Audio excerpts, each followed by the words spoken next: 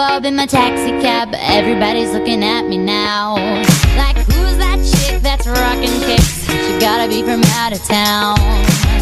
So hard with my girls on around me. It's definitely not a Nashville party, cause all I see are stilettos.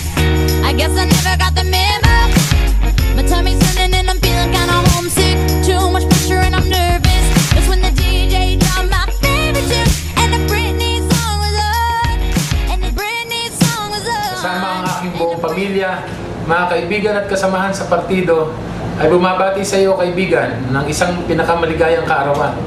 Kasabay ang panalangin ng isang malusog, mas maligaya at mas maswerteng kinabukasan sa iyong buhay.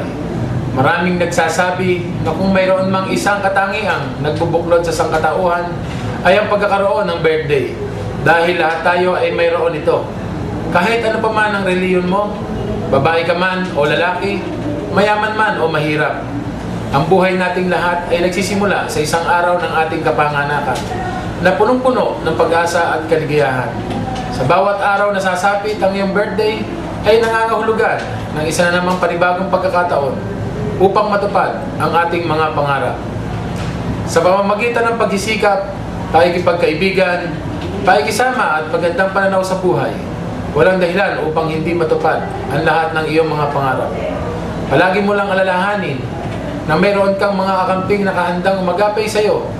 Kahit anuman ang dumating sa iyong buhay, nandito ako at ang aking mga kasama na palagi mong kakampi, makikinig at aagapay sa abot ng aming makakaya. Muli, binabati kita ng isang maligayang kaarawan, kaibigan. One team tayo sa buhay at ginhawa. One team tayo dito sa Valenzuela.